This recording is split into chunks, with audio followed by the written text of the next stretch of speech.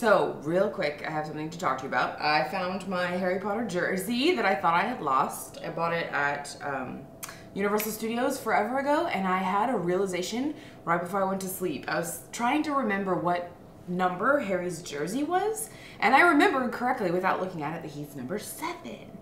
Spoiler, by the way. Spoiler, spoiler, spoiler, if you haven't read all the books. I was thinking, oh my god, Harry is number 7.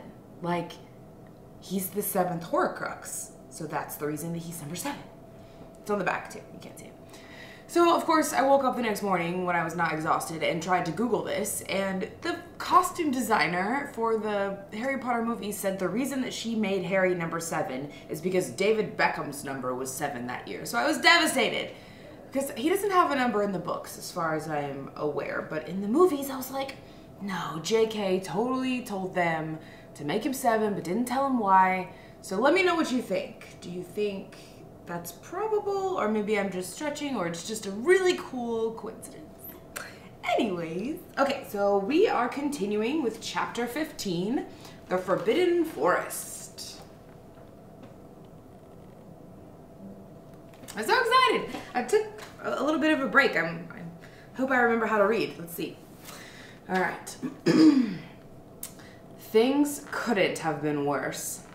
Filch took them down to Professor McGonagall's study on the first floor, where they sat and waited without saying a word to each other. Hermione was trembling. Excuses, alibis, and wild cover-up stories chased each other around Harry's brain, each more feeble than the last. He couldn't see how they were going to get out of trouble this time. They were cornered. How could they have been so stupid as to forget the cloak?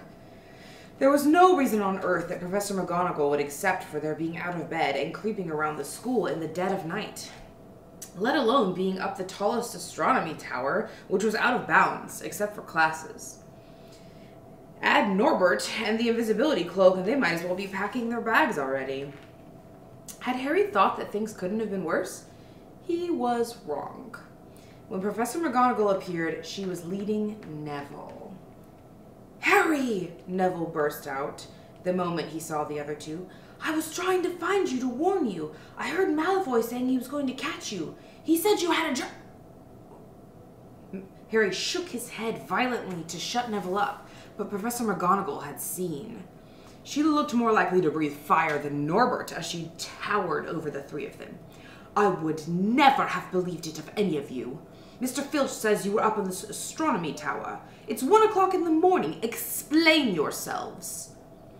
It was the first time Hermione had ever failed to answer a teacher's question. She was staring at her slippers as still as a statue.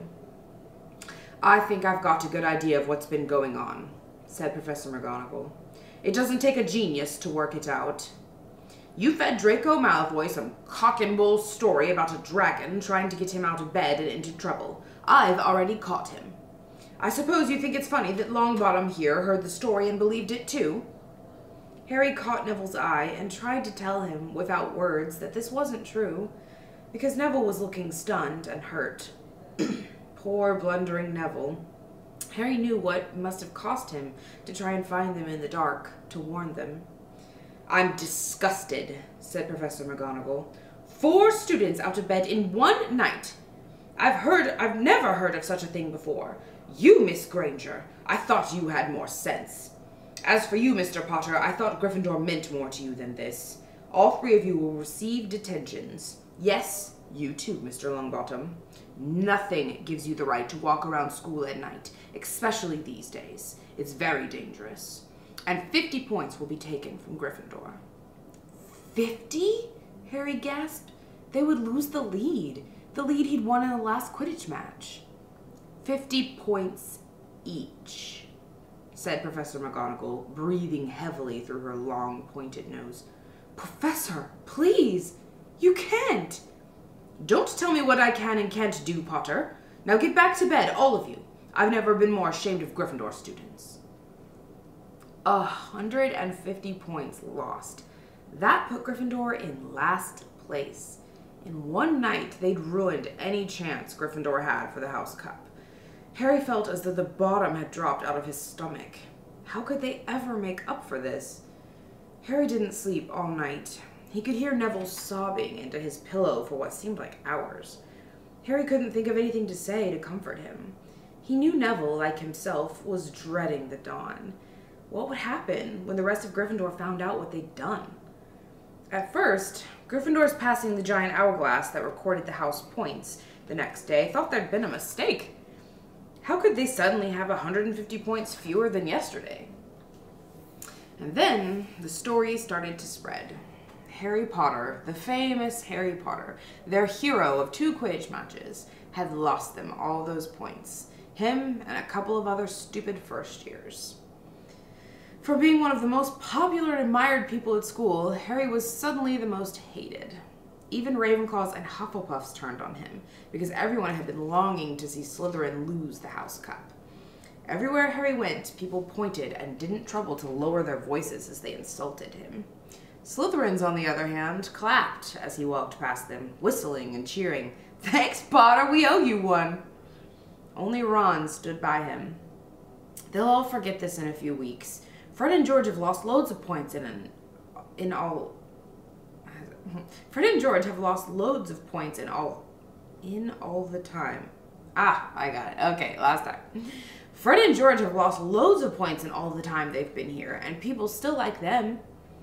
They've never lost 150 points in one go, though, have they? Said Harry miserably. Well, no, Ron admitted. It was a bit late to repair the damage, but Harry swore to himself not to meddle in things that weren't his business from now on. He'd had it with sneaking around and spying. He felt so ashamed of himself that he went to Wood and offered to resign from the Quidditch team. Resign? Wood thundered. What good'll that do? How are we going to get any points back if we can't win at Quidditch? But even Quidditch had lost its fun. The rest of the team wouldn't speak to Harry during practice, and if they had to speak about him, they called him the Seeker. Hermione and Neville were suffering too. They didn't have as bad a time as Harry, because they weren't as well known, but nobody would speak to them either. Hermione had stopped drawing attention to herself in classes, keeping her head down and working in silence. Harry was almost glad that the exams weren't far away. All the revision he had to do kept his mind off of his misery. He, Ron, and Hermione kept to themselves, working late into the night, trying to remember the ingredients in complicated potions, learn charms and spells off by heart, memorize the dates of magical discoveries and goblin rebellions. Here's a picture of the Gryffindor hourglass.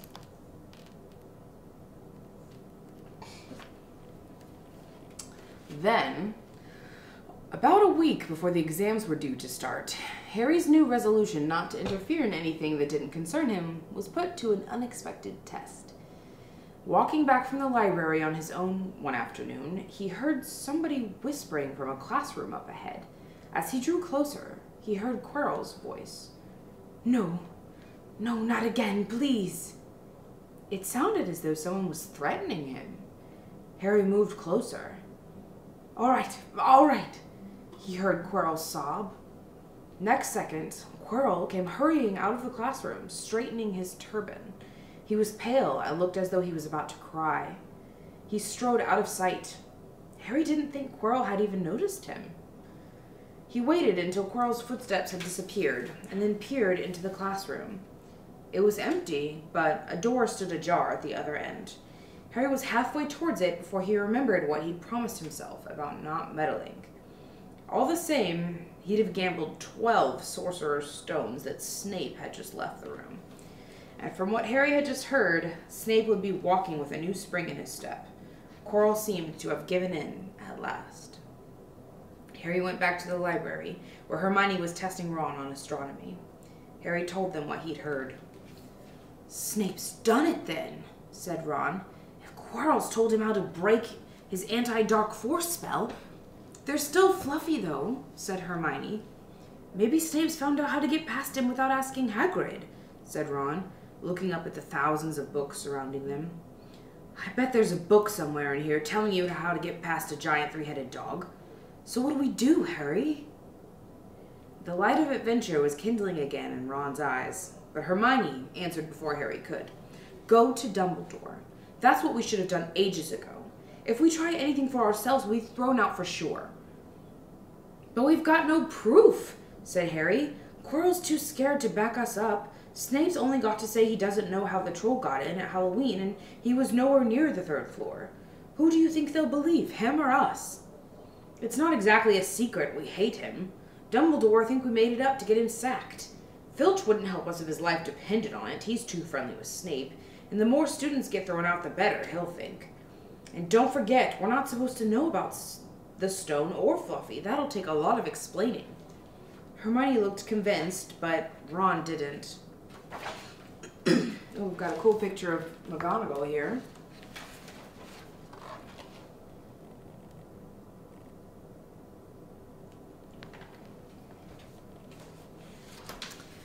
If we just do a bit of poking around... No, said Harry flatly.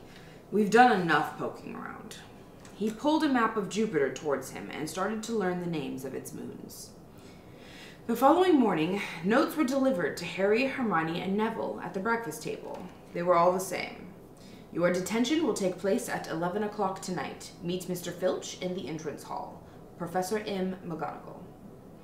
Harry had forgotten they still had detentions to do in the furor over the points they'd lost.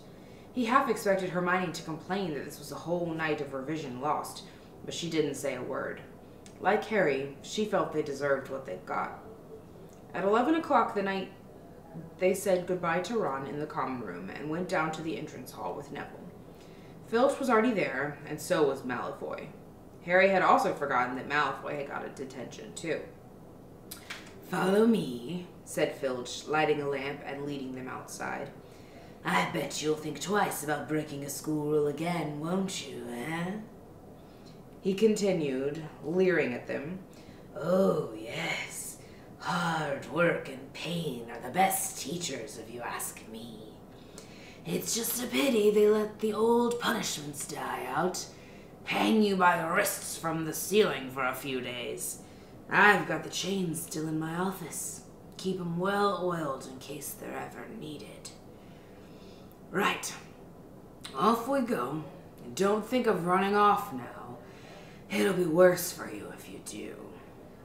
They marched off across the dark grounds. Neville kept sniffing.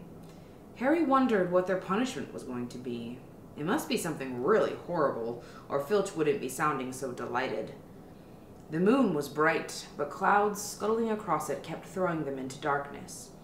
Ahead, Harry could see the lighted windows of Hagrid's hut. Then they heard a distant shout. Is that you, Filch? Hurry up! I want to get started. Harry's heart rose. If they were going to be working with Hagrid, it wouldn't be so bad. His relief must have showed in his face, because Filch said, I suppose you think you'll be enjoying yourself with that oaf. Well, think again, boy. It's into the forest you're going, and I'm much mistaken if you'll come out in one piece. At this, Neville let out a little moan, and Malfoy stopped dead in his tracks. The forest, he repeated, and he didn't sound quite as cool as usual. We can't go in there at night. There's all sorts of things in there. Werewolves, I heard. Neville clutched the sleeve of Harry's robe and made a choking noise. That's your lookout, isn't it? That's your lookout, isn't it? Said Filch, his voice cracking with glee. Should have thought of them werewolves before you got into trouble, shouldn't you? Hagrid came striding towards them out of the dark, Fang at his heel. He was carrying his large crossbow, and a quiver of arrows hung over his shoulder. Here's a picture. I guess this is a picture of the castle. It looks like overgrown, though. I guess it's them walking out at night. It's pretty cool, with a little cat at the bottom.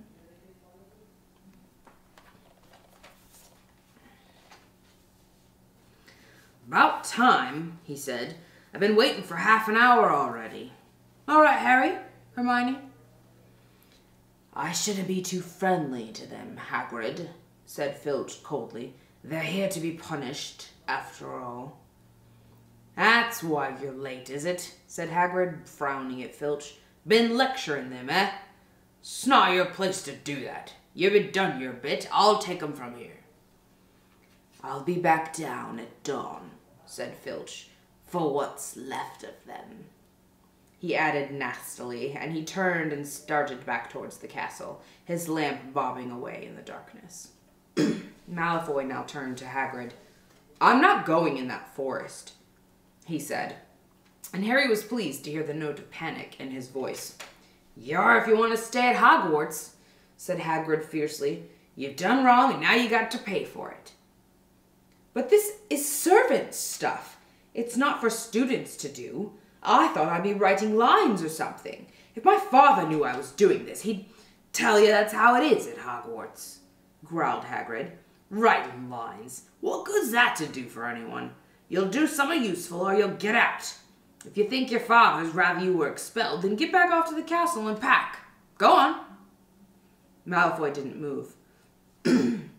He looked at Hagrid furiously, but then dropped his gaze. "Right then," said Hagrid. "Now listen carefully, 'cause it's dangerous what we're going to do tonight, and I don't want no one taking risks. Follow me over here a moment." He led them to the very edge of the forest. Holding his lamp up high, he pointed down a narrow, winding earth track that disappeared into the thick black trees. A light breeze lifted their hair as they looked into the forest. "Look there," said Hagrid. "See that stuff shining on the ground? Silvery stuff? That's unicorn blood. There's a unicorn in there been hurt badly by something. This is the second time in a week. I found one dead last Wednesday. We're going to try and find the poor thing. We might have to put her out of its misery." "And what if whatever hurt the unicorn finds us first?" said Malfoy, unable to keep fear out of his voice. "There's nothing that lives in the forest that'll hurt you if you're with me and Fang," said Hagrid, "and keep to the path. Right now, we're going to split into two parties and follow the trail in different directions. There's blood all over the place." Ooh, this picture is so pretty.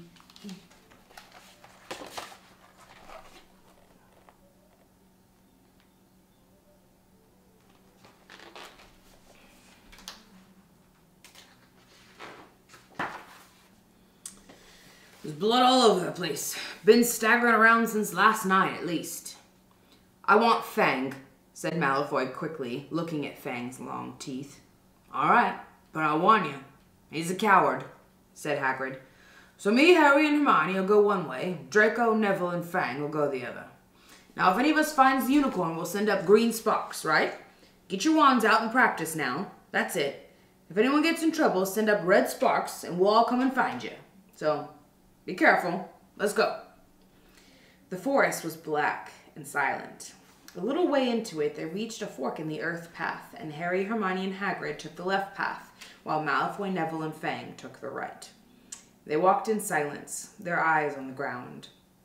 Every now and then, a ray of moonlight through the branches above lit a spot of silver blue blood on the fallen leaves. Harry saw that Hagrid looked very worried.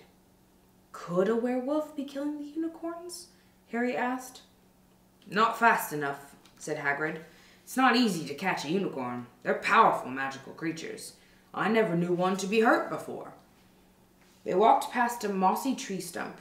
Harry could hear running water. There must be a stream somewhere close by. There were still spots of unicorn blood here and there along the winding path. "You all right, Hermione?" Hagrid whispered. "Don't worry. Can't have gone far if it's this badly hurt, and then we'll be able to—" "Get behind that tree!" Hagrid seized Harry and Hermione and hoisted them off the path behind a towering oak. He pulled out an arrow and fitted it into his crossbow, raising it, ready to fire. The three of them listened. Something was slithering over dead leaves nearby. It sounded like a cloak trailing along the ground. Hagrid was squinting up the dark path, but after a few seconds, the sound faded away. "I knew it," he murmured. "There's something in here that shouldn't be." "A werewolf?" Harry suggested. "That wasn't no werewolf, and it wasn't no unicorn neither," said Hagrid grimly. "Right, follow me. Be careful now." They walked more slowly, ears straining for the faintest sound. Suddenly, in a clearing ahead, something definitely moved. "Who's there?" Hagrid called. "Show yourself. I'm armed." And into the clearing came... was it a man or a horse? To the waist, a man with red hair and beard, but below that was a horse's gleaming chestnut body with a long reddish tail. Harry and Hermione's jaws dropped. "Oh, it's you, Ronan," said Hagrid in relief. "How are you?" He walked forward and shook the centaur's hand. "Good evening to you, Hagrid," said Ronan. He had a deep, sorrowful voice. "Were you going to shoot me?" "Can't be too careful, Ronan," said Hagrid, patting his crossbow. "There's someone bad loose in this forest. This is Harry Potter and Hermione Granger, by the way, students up at the school. And this is Ronan, you two. He's a centaur." "We'd noticed," said Hermione faintly. "Good evening," said Ronan. "Students, are you? And do you learn much up at the school?" A bit," said Hermione timidly. "A bit? Well, that's something." Ronan sighed. He flung back his head and stared at the sky. "Mars is bright tonight." "Yeah," said Hagrid, glancing up too. "Listen, I'm glad we've run into you, Ronan, because there's a unicorn been hurt. You seen anything?" Ronan didn't answer immediately. He stared unblinkingly upwards, then sighed again. "Always the innocent are the first victims," he said. "So it has been for ages past, so it is now." "Yeah," said Hagrid. "But have you seen anything, Ronan? Anything unusual?" "Mars is bright tonight," Ronan repeated, while Hagrid watched him impatiently. "Unusually bright." "Yeah, but I was meaning anything unusual a bit nearer home," said Hagrid. "So you haven't noticed anything strange?" Yet again, Ronan took a while to answer. At last he said, "The forest hides many secrets." A movement in the trees behind Ronan made Hagrid raise his bow again, but it was only a second centaur, black-haired and bodied, and wilder looking than Ronan. "Hello, Bane," said Hagrid. "All right?" "Good evening, Hagrid. I hope you are well." "Well enough. Look, I've just been asking Ronan, you seen anything odd in here lately? Only there's been a unicorn been injured. Would you know anything about it?" Bane walked over to stand next to Ronan. He looked skywards. "Mars is bright tonight," he said simply. "We've heard," said Hagrid grumpily. "Well, if either of you do see anything, let me know, won't you? We'll be off then."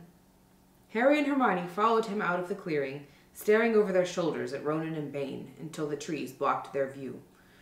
"Never," said Hagrid irritably, "try and get a straight answer out of a centaur. Ruddy stargazers. Not interested in anything closer than the moon." "Are there many of them in here?" asked Hermione. "Oh, a fair few. Keep themselves to themselves mostly, but they're good enough about turning up if I ever want a word. They're deep-mind creatures. Centaurs. They know things, just don't let on much." "Do you think that was a centaur we heard earlier?" said Harry. "Did that sound like hooves to you? Nah. If you ask me, that's what's been killing the unicorns. Never heard anything like it before." They walked on through the dense, dark trees. Harry kept looking nervously over his shoulder. He had the nasty feeling they were being watched. He was very glad they had Hagrid and his crossbow with them. They had just passed a bend in the path when Hermione grabbed Hagrid's arm. "Hagrid, look! Red sparks! The others are in trouble!" "You two wait here," Hagrid shouted. "Stay on the path. I'll come back for you." They heard him crashing away through the undergrowth and stood looking at each other, very scared, until they couldn't hear anything but the rustling of leaves around them. "You don't think they've been hurt, do you?" whispered Hermione. "I don't care if Malfoy has, but if something's got Neville, it's our fault he's here in the first place." The minutes dragged by. Their ears seemed sharper than usual. Harry seemed to be picking up every sigh of the wind, every cracking twig. What was going on? Where were the others? At last, a great crunching noise announced Hagrid's return. Malfoy, Neville, and Fang were with him. Hagrid was fuming. Malfoy, it seemed, had sneaked up behind Neville and grabbed him for a joke. Neville had panicked and sent up the sparks. "We'll be lucky to catch anything now with the racket you two were making. Right, we're changing groups. Neville, you stay with me and Hermione. Harry, you go with Fang and this idiot. I'm sorry, he added in a whisper to Harry, but he'll have a harder time frightening you, and we've got to get this done. So Harry set off into the heart of the forest with Malfoy and Fang. They walked for nearly half an hour, deeper and deeper into the forest, until the path became almost impossible to follow because the trees were so thick. Harry thought the blood seemed to be getting thicker. There were splashes on the roots of a tree, and as though the poor creature had been thrashing around in pain close by. Harry could see a clearing ahead, and through the tangled branches of an ancient oak. Look, he murmured, holding out his arm to stop Malfoy. Something bright white was gleaming on the ground. They inched closer. It was the unicorn, all right, and it was dead. Harry had never seen anything so beautiful and sad. Its long, slender legs were stuck out at odd angles where it had fallen, and its mane was spread pearly white on the dark leaves. Harry had taken one step towards it when a slithering sound made him freeze where he stood. A bush on the edge of the clearing quivered. Then, out of the shadows, a hooded figure came crawling across the ground like some stalking beast. Harry, Malfoy, and Fang stood transfixed. The cloaked figure reached the unicorn. It lowered its head over the wound in the animal's side and began to drink its blood. Ah! Malfoy let out a terrible scream and bolted. So did Fang. The hooded figure raised its head and looked right at Harry. Unicorn blood was dribbling down its front. It got to its feet and came swiftly towards him. He couldn't move for fear. Then a pain pierced his head like he'd never felt before. It was as though his scar was on fire. Half blinded, he staggered backwards. He heard hooves behind him, galloping, and something jumped clean over him, charging at the figure. The pain in Harry's head was so bad he fell to his knees. It took a minute or two for it to pass. When he looked up, the figure had gone. A centaur was standing over him, not Ronan nor Bane. This one looked younger. He had white blonde hair and a palomino body. "Are you all right?" said the centaur, pulling Harry to his feet. "Yes, thank you. What was that?" The centaur didn't answer. He had astonishingly blue eyes, like pale sapphires. He looked carefully at Harry, his eyes lingering on the scar which stood out livid on Harry's forehead. "You are the Potter boy," he said. "You had better get back to Hagrid. The forest is not safe at this time. Especially for you. Can you ride? It will be quicker this way." "My name is Firenze," he added, as he lowered himself onto his front legs so that Harry could clamber onto his back.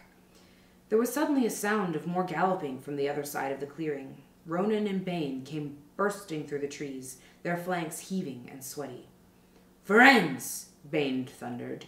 "What are you doing? You have a human on your back. Have you no shame? Are you a common mule?" "Do you realize who this is?" said Firenze. "This is the Potter boy. The quicker he leaves this forest, the better."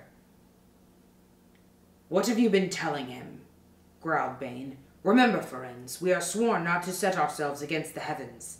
Have we not read what is to come in the movements of the planets?" Ronan pawed the ground nervously. "I am sure Firenze thought he was acting for the best," he said in his gloomy voice. Bane kicked his back legs in anger. "For the best! What is it to do with us? Centaurs are concerned with what has been foretold. It is not our business to run around like donkeys after stray humans in our forest." Firenze suddenly reared onto his hind legs in anger, so that Harry had to grab his shoulders to stay on. "Do you not see that unicorn?" Firenze bellowed at Bane. "Do you not understand why it was killed? Or have the planets not let you in on that secret? I set myself against what is lurking in..." And Firenze whisked around, with Harry clutching on as best he could. They plunged off into the trees, leaving Ronan and Bane behind them. Harry didn't have a clue what was going on. "Why is Bane so angry?" he asked. "What was that thing you saved me from, anyway?" Firenze slowed to a walk, warned Harry to keep his head bowed in case of low-hanging branches, but did not answer Harry's question. They made their way through the trees in silence for so long that Harry thought Firenze didn't want to talk to him anymore. They were passing through a particularly dense patch of trees, however, when Firenze suddenly stopped. "Harry Potter, do you know what unicorn blood is used for?" "No," said Harry, startled by the odd question. "We've only used the horn and tail hair in potions." "That is because it is a monstrous thing to slay a unicorn," said Firenze. "Only one who has nothing to lose and everything to gain would commit such a crime. The blood of a unicorn will keep you alive, even if you are an inch from death, but at a terrible price. You have slain something pure and defenseless to save yourself, and you will have but a half-life, a cursed life, from the moment the blood touches your lips." Harry stared at the back of Firenze's head, which was dappled to silver in the moonlight. "But who'd be that desperate?" he wondered aloud. "If you're going to be cursed forever, death's better, isn't it?" "It is," Firenze agreed, "unless all you need is to stay alive long enough to drink something else. Something that will bring you back to full strength and power. Something that will mean you can never die. Mr. Potter, do you know what is hidden in the school at this very moment?" "The Sorcerer's Stone, of course. The elixir of life. But I don't understand who—" "Can you think of nobody who has waited many years to return to power? Who has clung to life, awaiting their chance?" It was as though an iron fist had clenched suddenly around Harry's heart. Over the rustling of trees, he seemed to hear once more what Hagrid had told him on the night they had met. "Some say he died. Codswallop, in my opinion. Didn't know if he had enough human left in him to die." "Do you mean," Harry croaked, "that was Harry! Harry, are you all right?" Hermione was running towards them down the path, Hagrid puffing along behind her. "I'm fine," said Harry, hardly knowing what he was saying. "The unicorn's dead, Hagrid. It's in that clearing back there." "This is where I leave you," Firenze murmured, as Hagrid hurried off to examine the unicorn. "You are safe now." Harry slid off his back. "Good luck, Harry Potter," said Firenze. "The planets have been read wrongly before now, even by centaurs. I hope this is one of those times." He turned and cantered back into the depths of the forest, leaving Harry shivering behind him. Ron had fallen asleep in the dark common room, waiting for them to return. He shouted something about Quidditch fouls when Harry roughly shook him awake. In a matter of seconds, though, he was wide-eyed as Harry began to tell him and Hermione what had happened in the forest. Harry couldn't sit down. He paced up and down in front of the fire. He was still shaking. "Snape wants the stone for Voldemort, and Voldemort's waiting in the forest. And all this time we thought Snape just wanted to get rich." "Stop saying the name," said Ron in a terrified whisper, as if he thought Voldemort could hear them. Harry wasn't listening. "Firenze saved me, but he shouldn't have done. Bane was furious. He was talking about interfering with what the planets say is going to happen. They must show that Voldemort's coming back. Bane thinks Firenze should have let Voldemort kill me. I suppose that's written in the stars as well." "Will you stop saying the name?" Ron hissed. "So all I've got to wait for now is Snape to steal the stone," Harry went on feverishly. "Then Voldemort will be able to come and finish me off. I suppose Bane will be happy." Hermione looked very frightened, but she had a word of comfort. "Harry, everyone says Dumbledore's the only one you know who's ever been afraid of. With Dumbledore around, you know who won't touch you. Anyway, who says the centaurs are right? It sounds like fortune-telling to me, and Professor McGonagall says it's a very imprecise branch of magic." The sky had turned light before they stopped talking. They went to bed exhausted, their throats sore. But the night's surprises weren't over. When Harry pulled back his sheets, he found his invisibility cloak. Folded neatly underneath him, there was a note pinned to it. Just in case. Alright, that's it for chapter 15. Next time we'll be reading chapter 16, Through the Trapdoor. Thanks, Muggles. Bye.